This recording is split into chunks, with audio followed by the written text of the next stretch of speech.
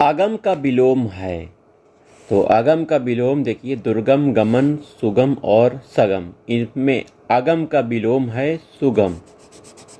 आगम का विलोम सुगम है। दुर्गम तथा आगम एक ही अर्थ व्यक्त करते हैं। सगम और गमन अन्य अर्थ व्यक्त करते हैं। उत्तीर्ण का विलोम है अनुत्तीर्ण।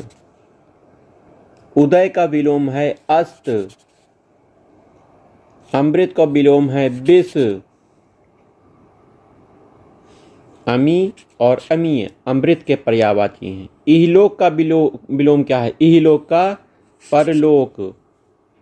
ठीक है। कठोर का विलोम है कोमल। न्यून का विलोम है अधिक। नवीन प्राचीन का विलोम है। गांव का विलोम नगर है। प्रस्थान का विलोम क्या है? आगमन। गमन एवं प्रस्थान एक ही अर्थ प्रकट करते हैं। स्पष्ट का विलोम क्या है? अस्पष्ट। साधारण का विलोम विशेष है। अनुचित का विलोम उचित है। मलिन का विलोम स्वच्छ है। श्याम का विलोम है श्वेत। आस्तिक का विलोम नास्तिक है। सात्विक, आध्यात्मिक और धार्मिक भिन्न अर्थ प्रकट करते हैं। धवल का विलोम क्या है? मलिन। धवल का विलोम मलिन है। स्वच्छ का अर्थ साफ होता है। जंगम का विलोम स्थावर। स्थावर का जंगम, ये कई बार पूछा गया है। दुर्गम एवं अगम एक ही अर्थ व्यक्त करते हैं, जबकि जिसका विलोम सुगम है। दुर्गम का विलोम सुगम, अगम का विलोम सुगम। चंचल का विलोम स्थिर या एकाग्र। स्थावर का विलोम जंगम, कई बार पूछा गया है। अधम का विलोम क्या है? अधम का विलोम उत्तम। दानव का विलोम मानव। दानव का मानव। अधोगामी, ऊर्ध्वगामी। आदान का विलोम प्रदान। प्रदान का विलोम आदान। अनुकूल का विलोम प्रतिकूल। अनंत का विलोम अंत। जो गणना के अयोग्य हो के लिए एक सही विकल्प बताइए। नगण्य। जो गणना के अयोग्य है उसे नगण्य शब्द यूज किया जाता है। जिसकी गणना न की जा सके अगणनीय उसके लिए शब्द होता है।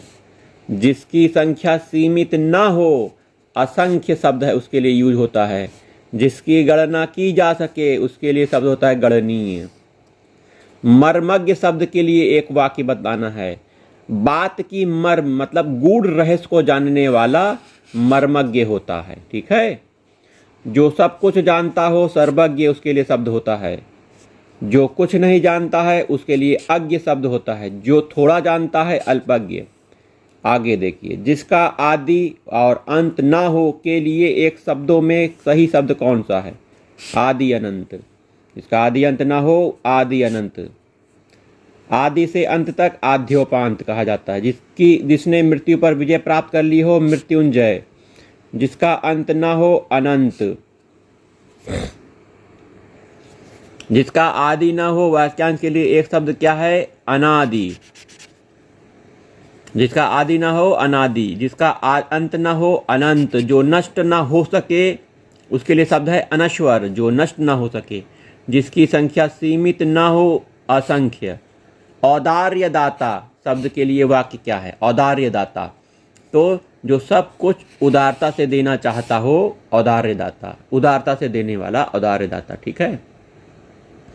जो उदारता दिखाता हो औदार्य। जो उदार ना हो उसके लिए शब्द है अनुदार। जो दान करता हो दानी। बहुत आगे तक की बात सोचकर काम करने वाला अग्र सोची। सब कुछ जानने वाले के लिए सर्वज्ञ। जानने की इच्छा रखने वाले के लिए जिज्ञासु। आगे तक की बात सोचकर काम करता हो अग्रसोची। जो मृत्यु के मुख में आने को है। जो मृत्यु के मुख में आने को है मरणोन्मुख। मरणोन्मुख। ठीक है। स्वेद मतलब पसीना। स्वेद से उत्पन्न होने वाला उसके लिए वाक्य के लिए एक शब्द क्या होगा? स्वेदज होगा। पसीने से उत्पन्न होने वाला वाक्यांश के लिए शब्द है स्वेदज। अंडे से उत्पन्न होने वाला वाक्यांश के लिए शब्द है अंडज। पिंड से उत्पन्न होने वाले वाक्यांश के लिए शब्द है पिंडज। उभय, दोनों से उत्पन्न होने वाले के लिए उभयज। स्वेदज मतलब पसीने से उत्पन्न होने वाला। ठीक है, ऊपर वाले प्रश्न को ध्यान से दीजिए।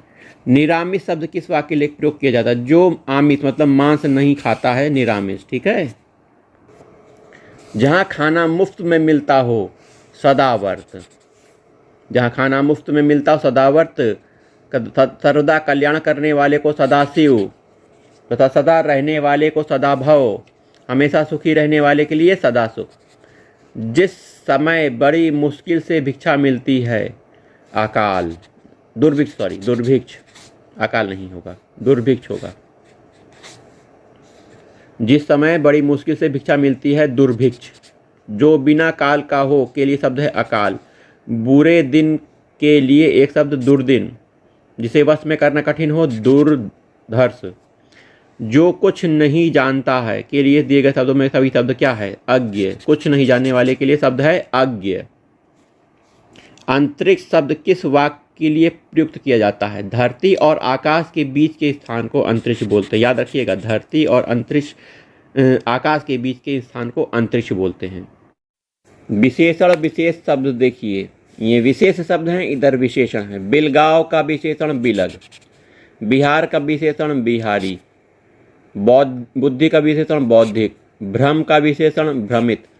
भागना, इधर विशेष शब्द हैं। भागना का विशेषण भगोड़ा। भूलना का भुलक्कड़। भूमि का भौम। भ्रंश का भ्रष्ट। इधर देखिए, माल का विशेषण मालदार। मास का मासिक। माह का माहवार। मांस का मांसल। मूल का विशेषण मौलिक। मौसा का मौसेरा। मरना का मरियल। मुख का मुखर। मेधा का मेधावी। आइए इधर देखिए, राज्य विशेष शब्द है, इसका विशेषण राजकीय। राष्ट्र का विशेषण राष्ट्रीय। रुद्र का रौद्र। रटना का रट्टू। रंग का रंगीला। रथ का रथी। रोग का रोगी। राजा का राजसी। रचना का रचित। रति का रत। रमण का रमणीय। राधा का राधेय। राह का राही। रोज का रोजाना। रोम का रोमिल। राह का राही। रस का रसीला। रसायन का रासायनिक। राक्षस का राक्षसी। रिहाई का रिहा। रुचि का रुचिर। रूढ़ी का रूढ़। रेत का रेतीला। रूप का रूपवान। रोब का रोबीला। लड़ना का लड़ाकू। लजाना का लजीला। लंगड़ाना का लंगड़ा। लेखन का लिखित। लंगोट का लंगोटिया। लंपटता का लंपट। लंब का लंबा। लकड़ी का लकड़हारा। लगन इसका विशेषण होगा लगावट। लगन का विशेषण लंघित। लंठई का लंठ। आइए आगे देखते हैं। भय का विशेषण भयानक या भयभीत। भारत का भारतीय। भव का भाविक या भावी। भाषा का विशेषण भाषिक। भगवत का भागवत। भाग्य का भाग्यवान। भूख का भूखा। भंजन का भंगुर। मृत्यु का मर्त्य। मथुरा का माथुर। मिथिला का मैथिल। मंगल का मांगलिक। मैल का मैला। माया का मायावी। मध्यम का माध्यमिक। मतलब का मतलबी। मधु का मधुर। मात्रा का मात्रिक। मनन का मननशील। मिठास का मीठा। मानुष का मानुषिक। मनीषा का मनीषी। मूर्ति का मूर्त। मृदु का मृदुल। मजाक का मजाकिया। मति का मतिमान। योग का योगी। मात्रा का यात्रा का यात्री। युक्ति का विशेषण युक्त। युद्ध का योद्धा। यज्ञ का याज्ञिक। यदु का यादव। यश का यशस्वी। रक्त का रक्तिम। राजनीति का राजनीतिज्ञ। भट्टी का भटियारा। भड़क का भड़कीला। भक्षण का भक्षक। भलाई का भला। भवन का भव्य। भार का भारी। भेद का भेदिया। भूगोल का भौगोलिक। भौतिक का भूत का भौतिक। भीख का भिखारी। मन का मनस्वी। मर्म का मार्मिक। मनु का मनुजात। मगध का मागधी। मर्द का मर्दाना। मजा का मजेदार। मानव का मानवीय। माता का मातृक। मामा का ममेरा। मिट्टी का तत्सम शब्द क्या है? तो मृतिका है मिट्टी का तत्सम। निम्नलिखित में से तद्भव शब्द देखना है। एक तद्भव है, तीन, ठीक है। तो ओझा तद्भव शब्द है। ओझा का उपाध्याय होता है तत्सम शब्द। उलूक, कूप और पुस्तक। उलूक, कूप और पुस्तक आपके तत्सम शब्द हैं।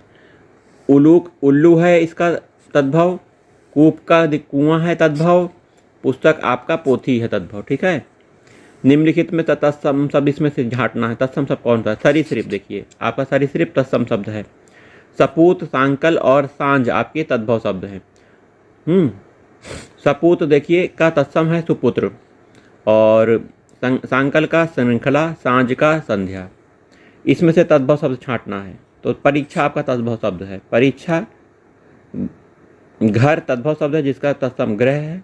ज्योत्सना, श्रेष्ठी तथा परीक्षा तत्सम शब्द हैं। ज्योत्सना, श्रेष्ठी, परीक्षा तत्सम शब्द हैं। तो ज्योत्सना का जोन होगा तद्भव, श्रेष्ठी का सेठ होगा, परीक्षा का परक होगा तद्भव। ये तद्भव शब्द हैं जो अभी बताए। तो तद्भव शब्द छांटना था, तो घर आपका तद्भव शब्द है, घर। अखरोट का अछोट होगा तत्सम शब्द, अखरोट का अछोट। निम्नलिखित में से तत्सम तद्भव शब्द का सही युग्म देखना है। तो अछवाट का अखाड़ा, ये आपका सही है। ठीक है, जबकि महुक, महुआ, इसका सही रूप होगा महुक और महुआ। आद्रक का अदरक, देखिए आद्रक में ये गलती है। इच्छू का ईख, देखिए इसमें जो गलती है आप देख लीजिए, दोनों मिला लीजिए, ये गलत लिखा है। ईख, इच्छू का ईख होगा। महूक, मधुक का महुआ होगा, इसमें गलती आप देख लीजिए। तो गलतियां इसमें हैं, इसीलिए सही सुमेलित नहीं है। तत्सम की दृष्टि से अशुद्ध युग्म देखना है। एक अशुद्ध है, कपूत का सपूत, ये गलत है। कपूत्र, कुपुत्र का सुपुत्र होता है। दीक्षा का परीक्षा, सूकर का बलिवर्द, बलिष्ठ का कनिष्ठ। ठीक है, तत्सम तद्भव की दृष्टि से एक युग्म अशुद्ध है, इसमें दो युग्म अशुद्ध हैं। इच्छिक का छाछ, ये गलत है और ये गलत है। ऊर्ध्वतन का उपटन और गोमय का गोबर, ये दोनों सही हैं। तो ये दोनों आंसर आपके सही हैं, ए और बी। देखिए छाछ तद्भव शब्द है जिसका तत्सम छछिका, छछिका की जगह इच्छिका लिखा है, यही गलती है। एक तत्सम शब्द है, इसका तत्सम रूप है इच्छु। ठीक है, तत्सम और उसके तद्भव की दृष्टि से नीचे के विकल्प में कौन सा विकल्प गलत है? तो आद्रक का गीला गलत है। ये आद्रक तत्सम शब्द है जिसका तद्भव है अदरक, गीला ना होके अदरक होगा। उद्गलन का उगलना, आदित्यवार का इतवार, उद्घाटन का उद्घाटन।